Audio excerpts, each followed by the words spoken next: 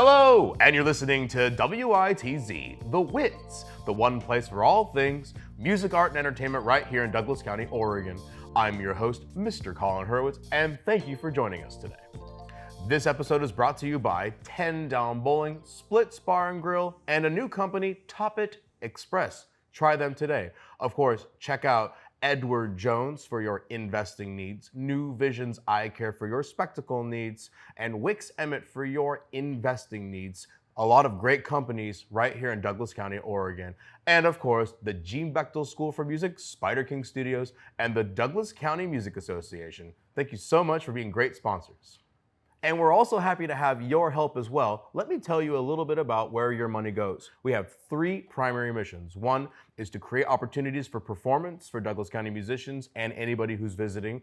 Two is to provide scholarships and sponsorships to academics and young professionals. And of course, three is to provide instruments, lessons, and studio space to students in need. And here's the different tier memberships of our program. $300 will make you part of our bronze tier membership. That helps us with instruments and lessons. $500 will make you part of our silver tier, and that helps us get scholarships and sponsorships to students. And $1,000 puts you in the gold tier. That allows us to pay for venues and large performance avenues for our performers. If you're ready to donate today, please go to Venmo at OregonDCMA. And if that doesn't work for you, you can also write a check or bring cash to the Gene Bechtel School for Music, addressed to the Douglas County Music Association or DCMA. Coming up, we've got some incredible events coming up, and I'm just gonna go through these one at a time. I kind of stopped doing it for a while because you've probably noticed that if you go to the Facebook page, you can scroll all of the local events, and it got to the point where there were so many events, it just kind of felt redundant to read the news to you, but I kind of miss doing it. So from the top, let's begin. We're starting with our first show that is taking place in Sutherland. I'm sure you know where that is. It's one of our favorite towns just south of us, or it's north of us, I apologize. Sutherland, Friday on April the 12th, which is coming up. T-Bone Stone and Mike, my two good friends, the fabulous Del Montes, they're gonna be playing some genuine old school blues. That's at Backside Outpost at 105 West Central Avenue in Sutherland, Oregon. Don't miss T-Bone Stone and their genuine old blues. Great guys. And T-Bone and Mike have both been on the program, so go check them out this Friday. Up next, I'll just read this to you. This is from Buzz Long, seems like a nice guy. On Sunday, April the 14th, Cover Culture, the two Chuckle Brains pictured, will be at Joseph Jane Winery, and I have more to say about Joseph Jane later. They'll be there from 3 to 5 o'clock in the afternoon. They're not sure what the weather will bring. I mean, we're not all meteorologists, but it should be a fun place. Of course, I've not been to Joseph Jane. Sounds like pizza's good, wine is good. Nature is good, you never know. So go check out the Cover Culture at Joseph Jane this Sunday, April the 14th from 3 to 5. Don't miss it, or you'll be sad, I guess. So another event that's happening on 4/20 or Saturday, April the 20th is this group called Rock Bottom, and they're gonna be playing at the Kelly's Cozy Corner in Sutherland.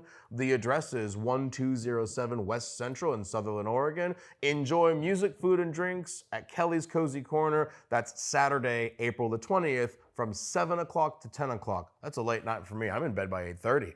I'm an old man. Look at my eyes. See the bags.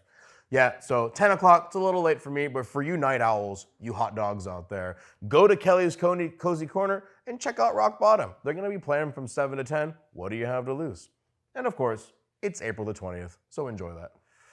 You're gonna wanna check out Urban Blends with Widespread Haze. Friends of the show, that's gonna be April the 26th. Now, looking here, that says Night Channels at Urban Blends at 2405 Northeast Diamond Lake Boulevard, and I haven't been there either, but it looks like they're gonna have a few bands, and you're gonna wanna check that out. That's Urban Blends with Widespread Haze and some other groups, and that's on April the 26th. I don't have a time listed here. Aha, it says 7 o'clock. So you're definitely gonna wanna be there. Check that out at 426 at 7 o'clock at 2405 Northeast Diamond Lake.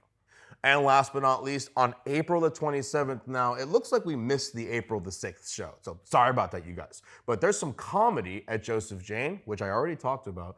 At Joseph Jane Winery at 5 o'clock, there's gonna be Sean Jordan. Now that's already hilarious. Sean Jordan, where's Michael Jordan? Maybe I shouldn't do comedy. So go check out comedy at Joseph Jane at 5 o'clock on April the 27th. There is a QR code on the Facebook page if you wanna buy your tickets now. But if you don't, I'm sure you could just show up and just walk on in and have a seat and enjoy the show. At Joseph Jane Winery at 5 o'clock, check out Sean Jordan on April 27th. And now it's time for some reviews. Well, everybody, I'm back. I know you missed me because I saw all the views on the YouTube stuff we've been putting up there, and sounds like you guys are digging our stuff. I'm super into that. So just briefly, I'm gonna talk about my spring break, and to be honest, I'm a school teacher. I think you all know that by now, and if you don't, well, you know now. Being a school teacher, again, I don't wanna toot my own horn or whatever, but it is a lot more exhausting than I could have possibly imagined when I was a kid and said, I want to be a teacher when I grow up. I couldn't possibly imagine the level of work and sacrifice that I would be doing just to do what I do. And I'm not saying not working on an oil rig is hard. I'm not saying that working at gas stations isn't hard. And I'm certainly not saying that food service or any kind of service industry, working at a hospital, I'm not saying those are difficult jobs. I mean, nurses work like 16-hour shifts from what I've heard. And they're, sometimes you get sick people that are not nice to you, and sometimes you get sick people that won't stop barfing, and you gotta deal with all kinds of stuff. What do teachers have to deal with? I'm running around the school. I'm checking on kids. I'm still telling Steven to stop doing the same thing I've been telling Steven to do for however many years I've known him. It's exhausting. So honestly, for my spring break, I didn't do very much. I kind of just stayed at home, sat in my favorite chair, played a video game, which I will talk about later. But yeah, my spring break was pretty chill. Didn't do much. And unfortunately, because of that, I also started eating a little bit more and gained some spring weight. I don't know if that's a thing, but for me it is. But one of the big things I actually want to talk to you about is my trip to Santa Cruz. And you're probably wondering, sir, why in the world would you go to California? What's even down there? Fair, you make a good point. So my family on my wife's side, she's got an uncle, his name is John Aiken, and for 31 years, John worked at the San Jose airport, eventually becoming basically the chief operator, not owning the airport, but being directly responsible for the entire airport. That's stress I can't even imagine. Make these planes take off and go that way. Yes, sir. Good job, everybody. I'm sure it's more complicated than that. But we went down to visit John and his lovely family, Angela, Sabrina, and Nicole, and all of their respective spouses henceforth. And of course, a lot of family members I'd never met before. Just going down to Santa Cruz was actually a lot more fun. The drive wasn't that bad. I mean, we sailed 10 hours to Santa Cruz. It didn't actually feel like it took that long. My wife and I took turns, so I would drive 2 hours, she'd drive 2 hours, going off and on, taking naps, going back and forth, listening to your audiobook. I'm listening to whatever I listen to, which is usually weird video game music. And of course, my political podcasts, which I won't tell you about because I don't want you to hate my guts. But no, the drive to Santa Cruz was really quite nice. Very chill, good traffic. And what I love, oh my God, I forgot about this. What I love about California the most is that people actually kind of know how to drive. People actually drive with intent and purpose. You listened to my WITZ End a few weeks ago and you heard how furious I was with Roseburg drivers, and bad news, it's not any better. So my segment didn't reach enough people. Oh well, we'll have to look into that next time. But when driving around California, it's like if you don't look and make your turn, you're gonna miss it. Because people drive so fast and they follow you close and you're all going 70 miles an hour. And if you don't know where you're going, you're gonna end up on the side of the road or in a ditch, or hopefully not in the underworld. That's not the goal. But no, driving through Santa Cruz, really fun, beautiful weather. The hotel we stayed at, you'd be surprised. So Santa Cruz is kind of built like, I don't know, not like Roseburg, but it's just kind of like a normal city like Eugene. But the hotel's like smack dab in the middle of this town area. But when you're inside the hotel, you don't feel that. The hotel was so well designed that no matter where you were in the hotel, it felt like you were in some tropical resort away from everybody. But as soon as you walked out the front door, it was like you're in the city. It was crazy. The inside of the hotel was so intricately designed. You would walk from this area to this area, but all you would see is hotel. The pool was isolated from everything, as well as the jacuzzi. We actually had like a German or a Danish family. It was like 7 kids. And you always know you're a tourist when you do this, because these 7 kids, they must have ranged from like 10 to 17 or 18. And I heard some German words, but then I also heard some other words that were not German. And for about 10 or 15 minutes, our family was like, hey, what language are they speaking? I basically come to the conclusion that they were either speaking Dutch or Hungarian, Romanian. So no, I honestly couldn't figure. It sounded like German to me, but I don't think it was. If there's a German language out there that has little different things and you might know what it is, let me know, because I'm stumped. I'm not gonna record what kids are saying. That's weird. So I'm never gonna hear that language again. At least I don't think so. So if you know of a German language that doesn't sound all the way German, you think you might know what it is, send us an email. Let me know. For all I know, it could have been Norwegian. I don't know. So, any idea? Anyway, let's move on. Hey, the time in Santa Cruz, a lot of time with family, good weather, the drive home was chill, being with family was really fun, no stumps, no issues, no political divides, none of that stuff. So, a fantastic time in Santa Cruz, a really decent spring break, but I'm happy to be back to bring you the news in Douglas County. Today, I want to talk to you about a new game. Now, I have been doing stuff and I've been working with a lot of people, but today I want to review a video game. Now, there is a new game that just came out. It's on Nintendo Switch. It's also on the PS4 and 5, available on Steam. If you don't know what Steam is, I don't know, Google it. It's fun.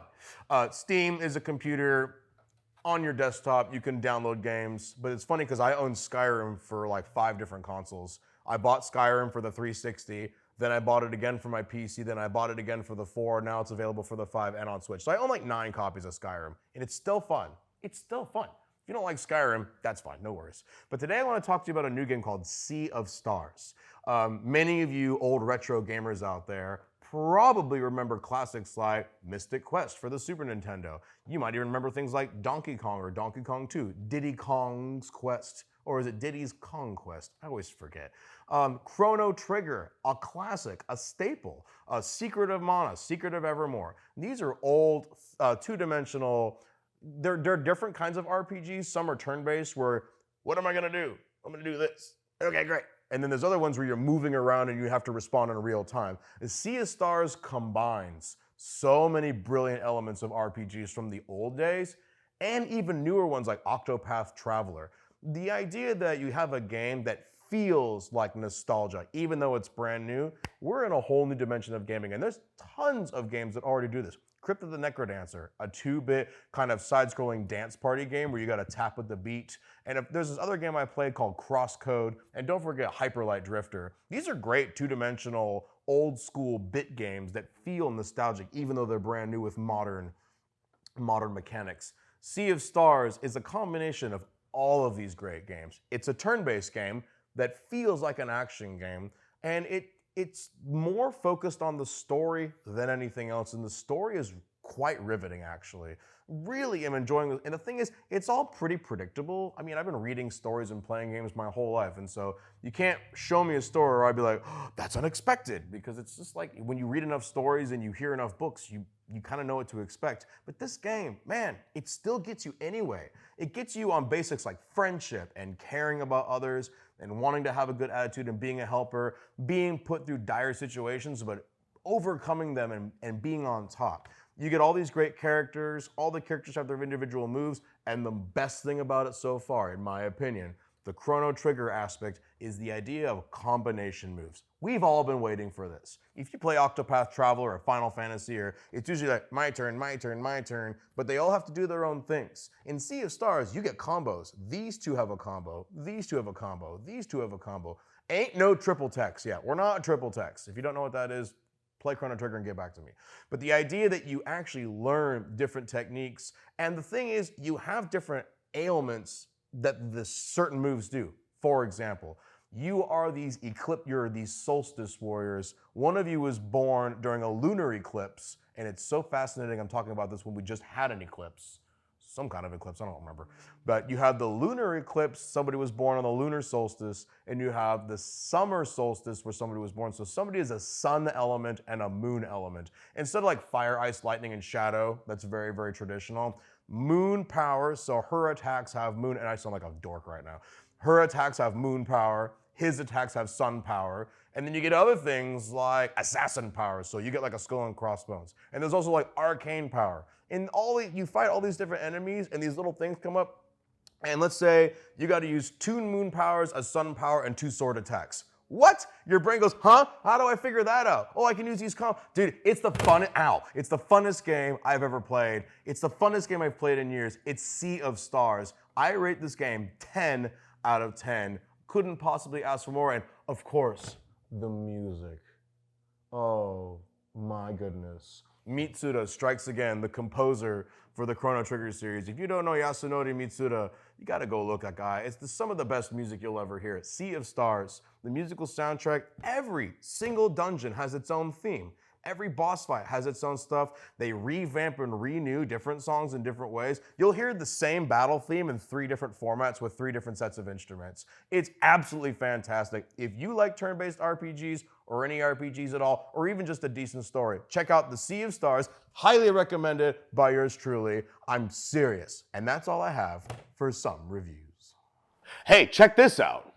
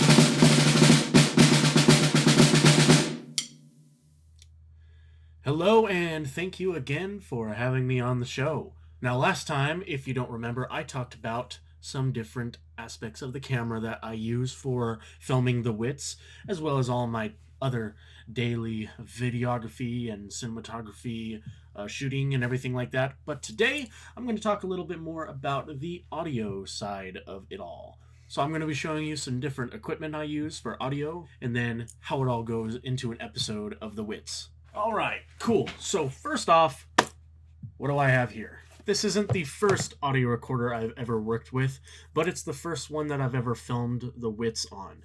This is the Zoom H5 audio recorder, and it's a nifty little thing. I mean, you've got a detachable stereo microphone on the top here. It's really cool. You can attach that or find different attachments that you can place on top of this thing as well.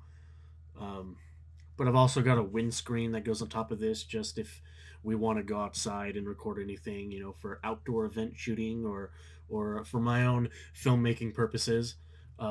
It's cool. There's a little audio gain knob right here to set your levels, but the same goes for down here. You have 2 XLR inputs so that you can put any sort of external mic attached to this recorder and have whatever quality you want. Of course, you know, SD card recording, it records onto an SD card.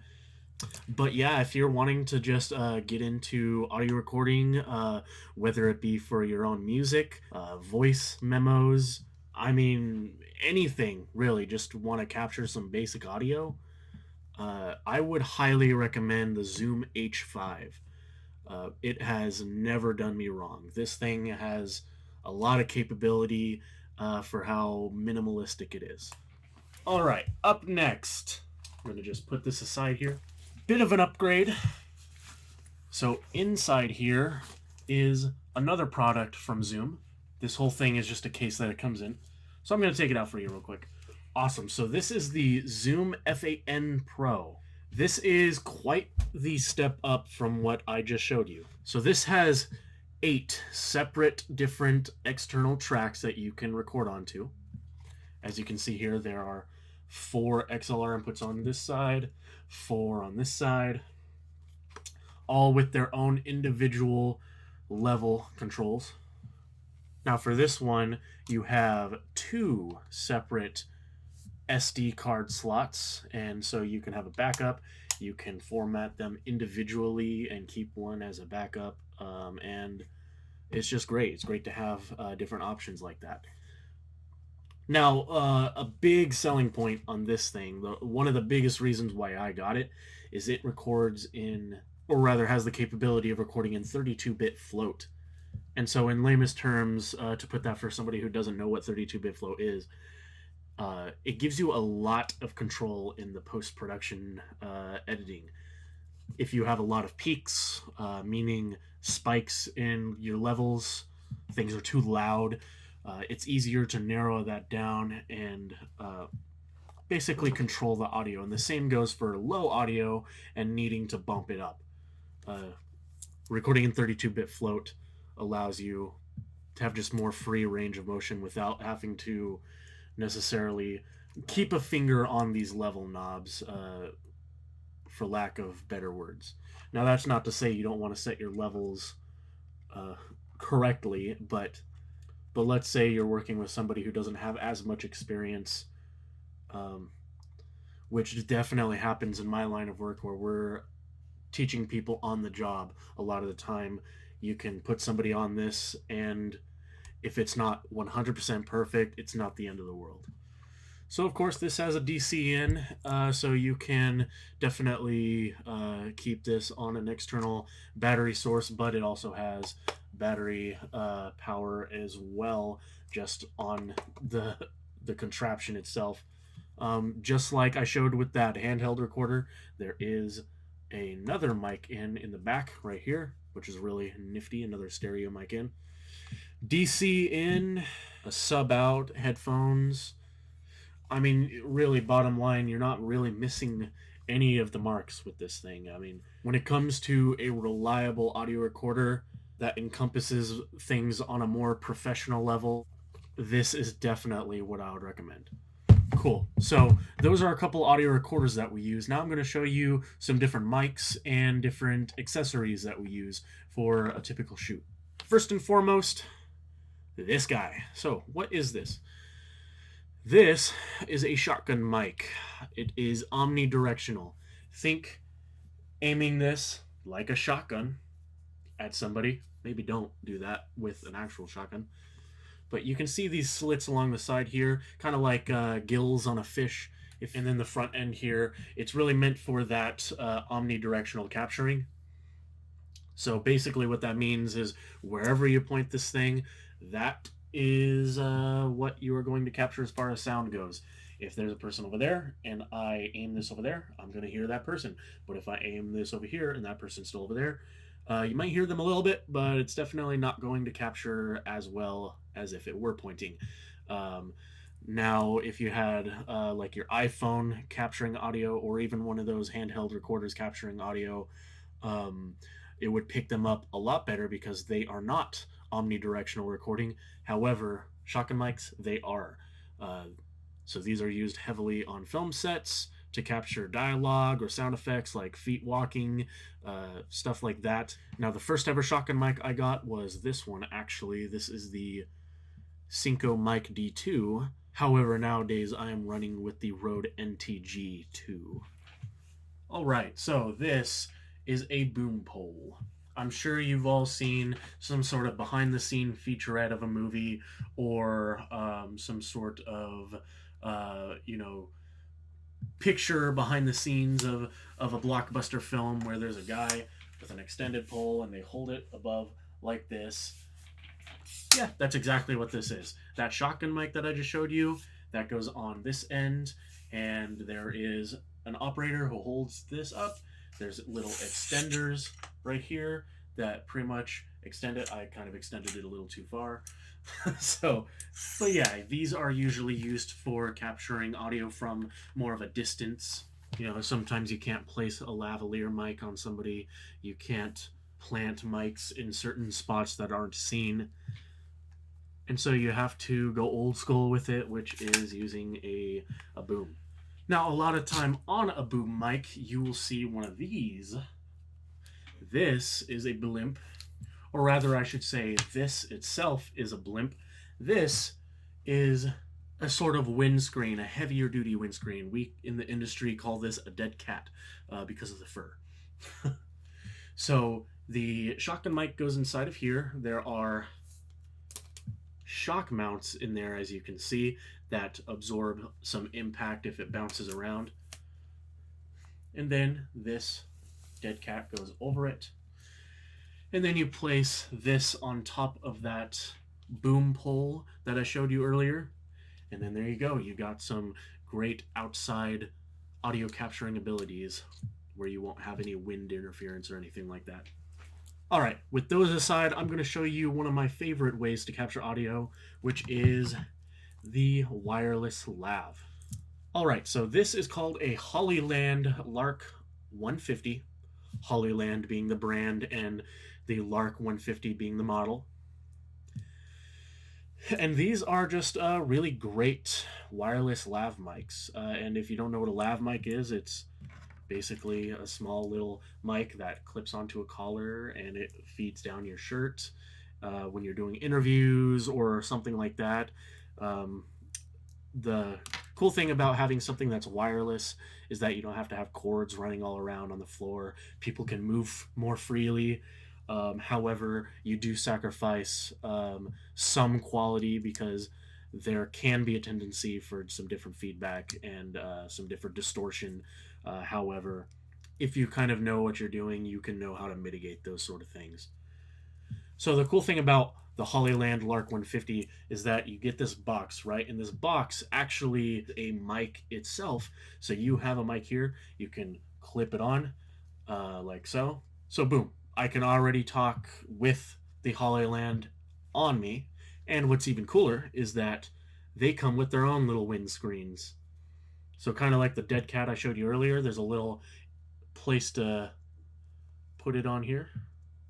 Boom, you got your little fuzzy, clip it on. Now you're outside and you're ready to go. You just walk around, boom, you're talking.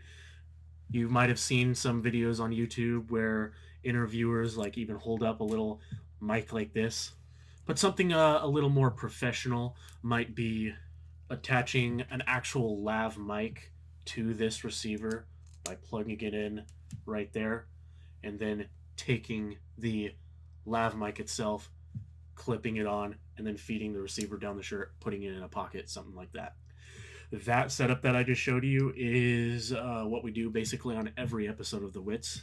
Whether it's Colin sitting at the desk reporting the latest events or talking about a guest, or the guests themselves performing or giving their interview. Everybody wears these on the WITZ. And then once you're done with your Hollyland 150, you get a nice charging case right here. You put it in. This thing right here is actually the receiver. You clip this on and you can actually connect this to the audio recorder I showed you earlier. And you'll notice there are two separate knobs here because there are two separate mics with a kit. So these are charging in their case. This receiver also charges in that case. And you have two mics ready to go for your filming. So yeah, just to keep it short, simple, and sweet, that is basically a breakdown of all the audio equipment that we use on a regular basis. There are definitely other nuances to learn, other different pieces of equipment that we have available to us. So if you have any questions about any of that stuff, maybe some more of the intricacies involved, definitely leave a comment down below, and I'll be happy to answer whatever you have in the comments. But with that all being said, thank you, Mr. Hurwitz, for having me on the show once again, and I'll see you all next time when I talk about the next piece of film equipment. And now our feature presentation.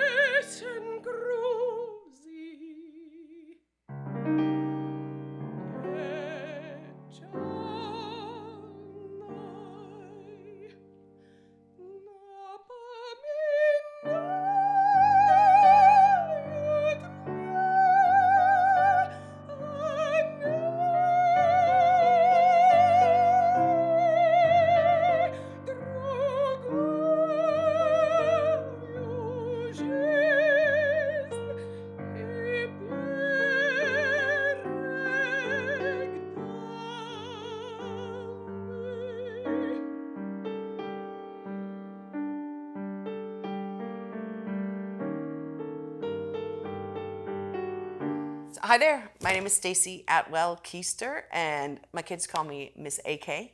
And I grew up in Western Pennsylvania in a very tiny little town of a couple hundred people called Lucinda.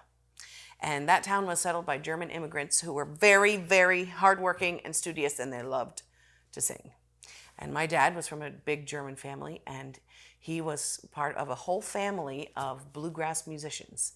And they taught themselves how to play their instruments because their dad, my grandfather, said that they'd get in very big trouble if anyone ever touched his instruments. So, of course, they would when he was not at home.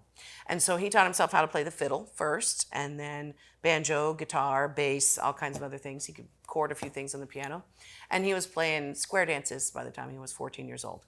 So I grew up in this really interesting environment of people who were 100% convinced of their ability to learn music and not to have to be taught music. Not that other people couldn't teach them things, but that their musicianship came from their own hard work and understanding of it. And so that's really what has informed my ideas about how people learn and how kids learn, even how adults learn, is that yes, teachers are very important to the process. They can tell you all kinds of cool things, but really it comes from your own brain and your own understanding of singing and music and your own willingness to listen to yourself, reflect on your performance, be critical and fix things and get better. And that's really how to be a good musician in a nutshell right there. So my favorite thing to teach is choir. I wanted to be an opera singer for a long time, and so I have lots of experience with singing. I loved choir more than anything in the whole world. And I got a degree in music ed, which means I taught general music to little kids and I taught band, but choir was always the thing that made me so happy. And I was super excited to get the job I have now at Fremont Middle School because I teach choir for 4 periods a day. And it's just fantastic to go in and make music with kids all day long like that. But there have always been some questions in my mind about why some things work for choir and other things don't. And also what makes choir so much different from band when you're teaching kids how to be musicians, because it is very, very different. And if you ask a band teacher who starts to try to teach choir, sometimes they'll feel like they're not even teaching the subject anymore. They don't know where to start. Why are these kids so weird? Why are they so emotional? Why won't they just read music like I tell them to?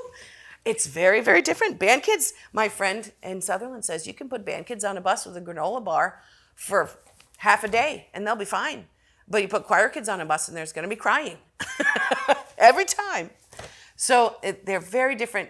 They're often very different kinds of kids that are attracted to band and choir. But another big difference is that For band and guitar and piano, when you push that button, it's going to make that note most of the time. And if you say that that note is that line when you're reading music, it's always going to be that. But when you're singing, it's not always that. And kids especially, but even adults, don't always know how to tell if they're singing the right note, if they're singing a note that's on the page, how to make sense of it. Because you can sing far harder music than beginning band kids can. If you have sixth graders in beginning choir and sixth graders in beginning band, the sixth graders in beginning choir can do things that are high school band level if it was band. And that's because we're not requiring them to learn a lot of technique on an instrument and learn how to read music at the same time. So they come in already at this super high level when it comes to like reproducing rhythms and reproducing melodies that the band kids have to take a while to get to that level. So I am really, really, really passionate about the importance of rote learning for beginning singers. And so I spent a lot of time thinking about what makes kids able to sing in harmony, what makes them able to sing in unison together, how does that all work? And it all coalesced into this book called Teaching Harmony for Beginning Singers. And in it, I describe these 5 stages of choral development that were something that I understand through my work with young and beginning singers of all ages. So I'll tell you a little story. When I was working in Yoncalla, I worked in the Yoncalla School District for 4 years. I taught general music, band, and choir. My kids in choir usually loved to sing, but most of the time they had never been in a choir before. Every year it was new kids. Every year we were starting over at the beginning. But every year we got to a pretty high level of music, especially for kids who had never been in choir before. And I did not put an emphasis on reading music or sight singing. I just put an emphasis on loving the music we were singing and being as successful as we possibly could be. And when they learned a new skill, I would say, that's fantastic, and we would celebrate that skill, and I would say, are you ready to learn something harder? And if they said, no, we're tired, we need a break, we would just stay on the same stuff they knew so they could feel comfortable and feel successful. But if they're like, no, give me something new, we would be off to the next thing. So I noticed something interesting with this group that I really, really loved. I loved working with them, and I wanted to teach them one of my absolute favorite songs called Sicut Cervus, which is a like 500 or 600-year-old polyphonic piece of music. And it is absolutely incredible to sing and life-changing. And I got a 3-part arrangement that should have been fine for them. And in J.W. Pepper, which is the website that sells music, it said it was medium easy. And everything else I had chosen for them was medium easy. And they learned it, and they did a great job. And I gave them this piece of music, and they fell apart. They had no idea how to sing it. And they were not successful. And they got very frustrated with me, and they got very frustrated with themselves, and they said, we're not going to sing this. They rebelled. And so I said, that's really sad. And we picked something else like a week before the festival, and they did okay. And they actually qualified for state that year with those selections. And I thought, how could kids who were so good at these other things, I thought they could just slide right into this other skill of singing polyphonic music, which I consider the hardest type of music to sing. And there was something missing, some skill that they were missing, and I didn't know what it was yet. So fast forward, we're 3 or 4 years later. I'm at Fremont now. I have a really, really, really hardworking treble group of auditioned singers. And I say, okay, I'm going to try this song again. I'm going to try the Sicut Cervus again because it's so amazing and I want them to sing it. Well, I give it to this group of girls and they're like, Miss AK, I don't think we can do this. And the funny thing is I gave them 2 songs that were both really hard. One of them that they learned and loved was actually listed as a harder piece of music. But they learned that more easily. And they ended up throwing away the sequin chair of his tooth. They're like, no, it's too hard. We can't figure it out. We can't follow it. We don't know what's going on. And I said, there is something here that I need to figure out. And that was 2 years ago. And in the meantime, I made these discoveries.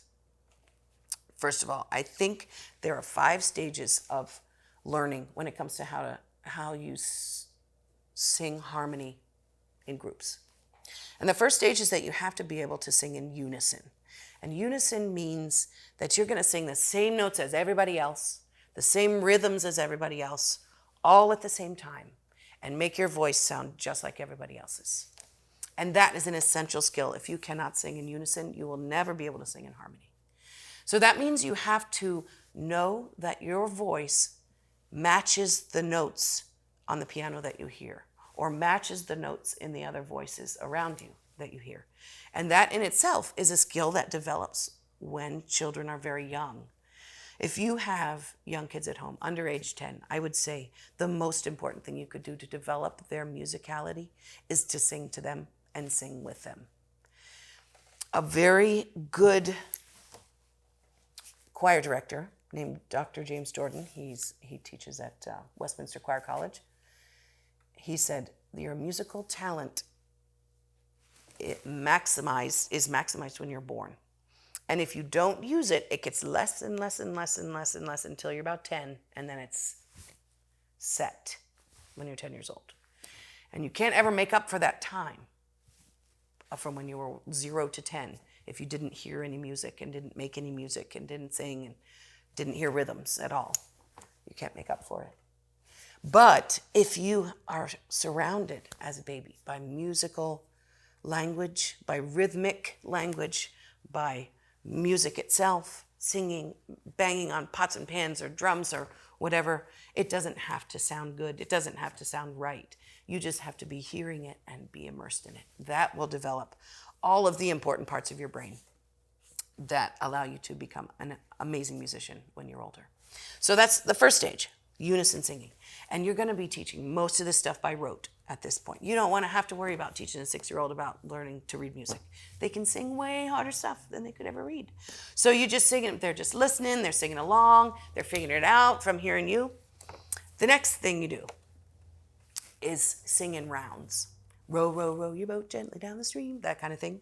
You can do this in the car. All my kids learned how to sing rounds while we were driving in the car. And you can teach them, you're singing the same thing together. It's all in unison. But then all of a sudden your unison is going to be overlapped with my unison a little bit. So we're singing the same thing, but not at the same time. And that's a new skill, to hold their own melody in their mind, let it come out of their throat while they're hearing something that's not theirs.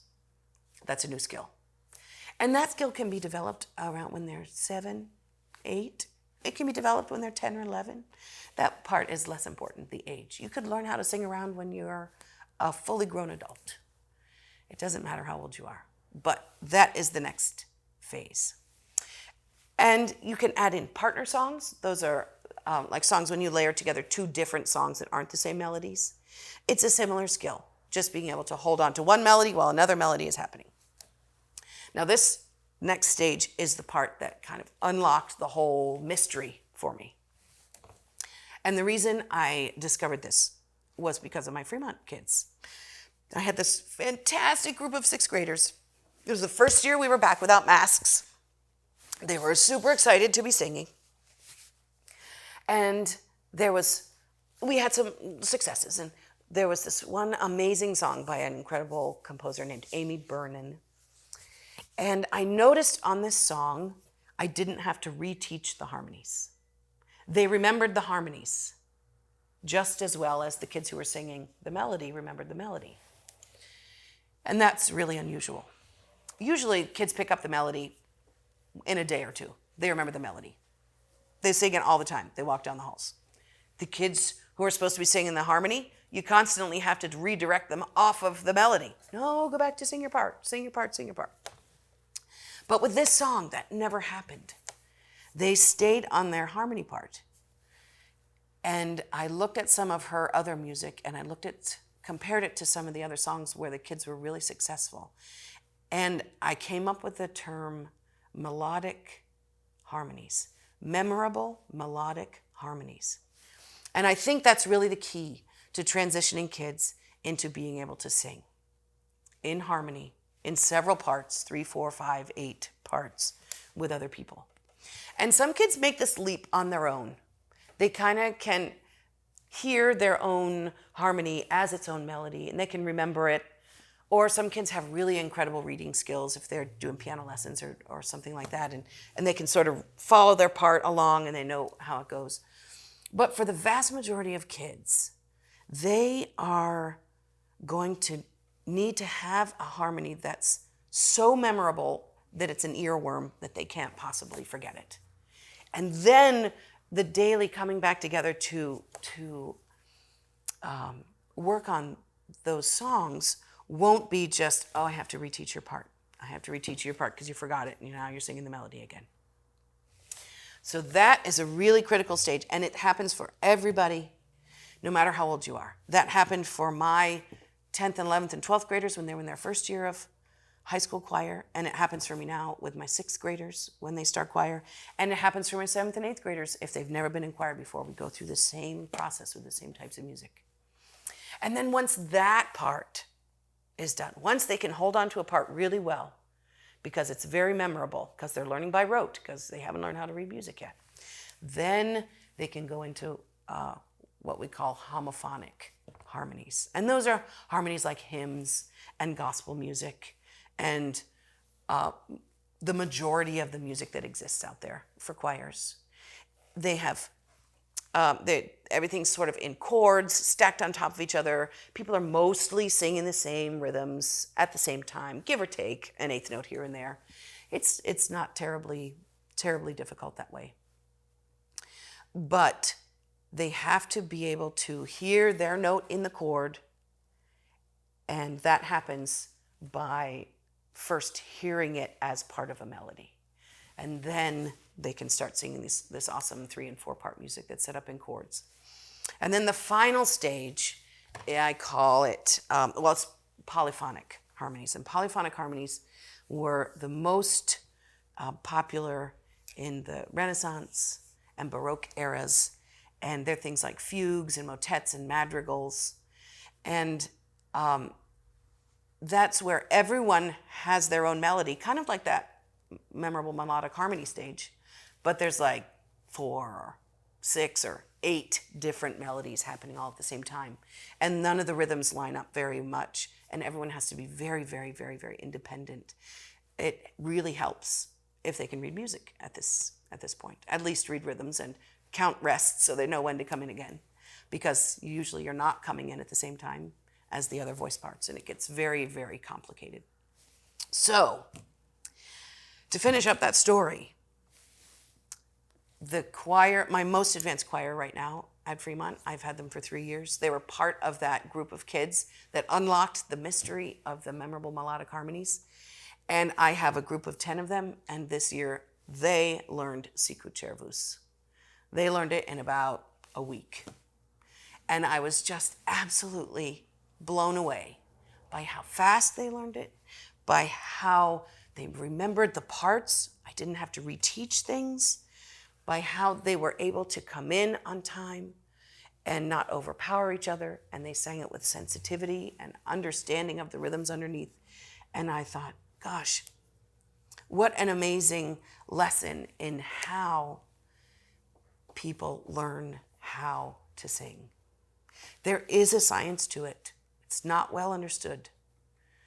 But it's not tricks.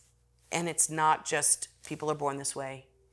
It has to do with scaffolding your educational experience so that they can learn the lessons they need to learn to be as successful as they can be. So I go through that and many more stories in this book.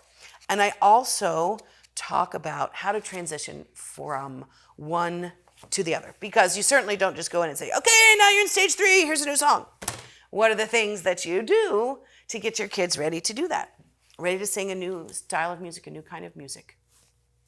The transitional piece from 3rd stage to the fourth stage is the most critical. And I have several different activities in here that you can do using solfege and teaching kids which part of the chord they are and listening for each other to change chords.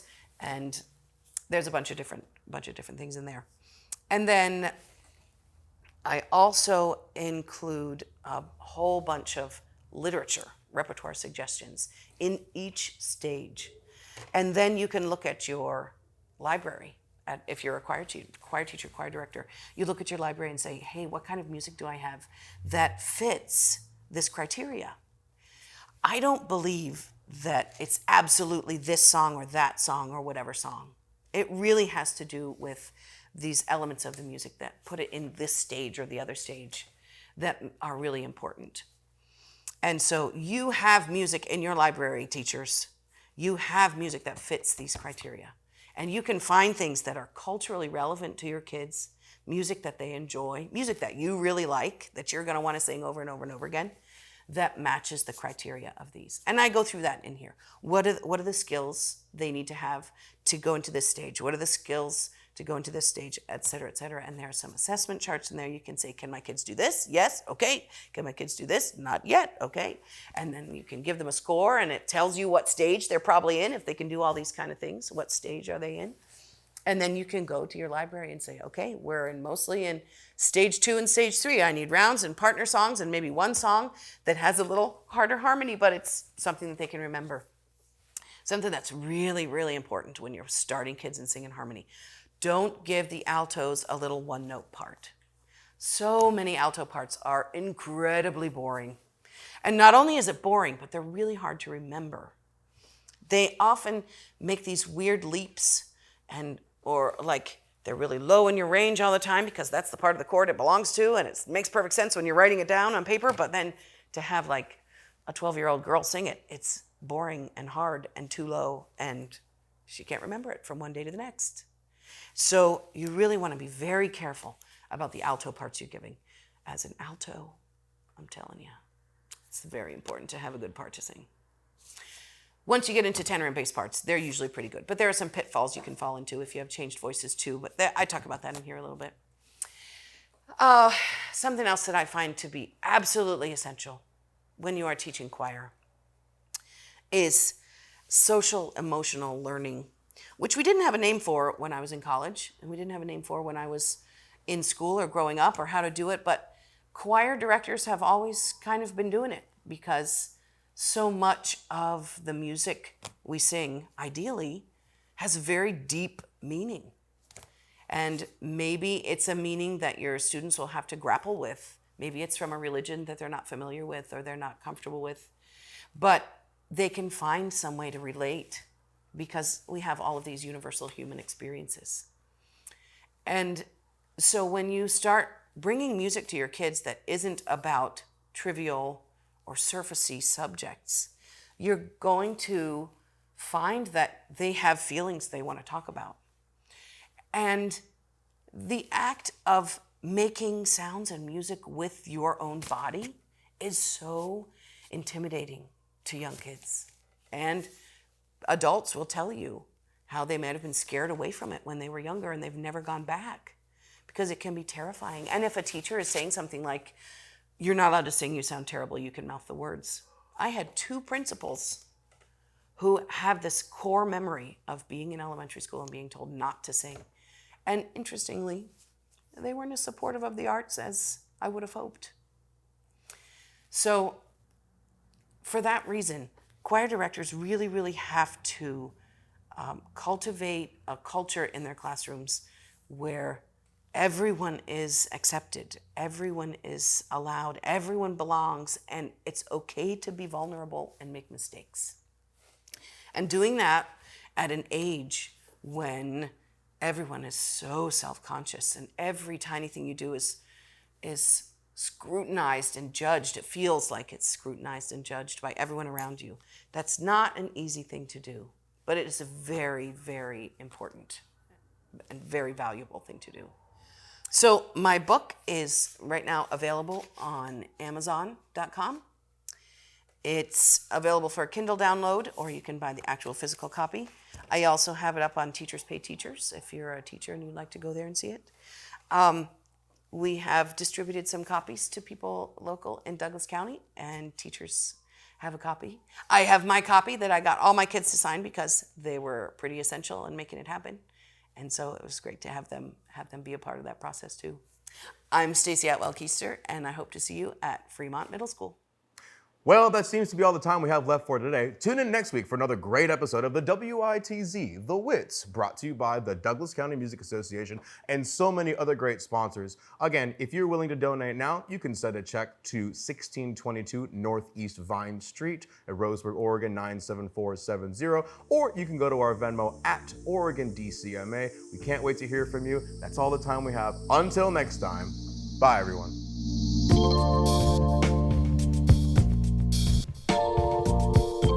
Thank you so much for checking out our show, the WITZ, brought to you by the Douglas County Music Association. We really need your help and your donations. Consider scanning or clicking on the QR code here to donate to our Venmo. Every little bit helps. Everything that you give helps us keep the show going, helps us get instruments in the kids' hands. And by the way, sponsorships and scholarships, consider donating today.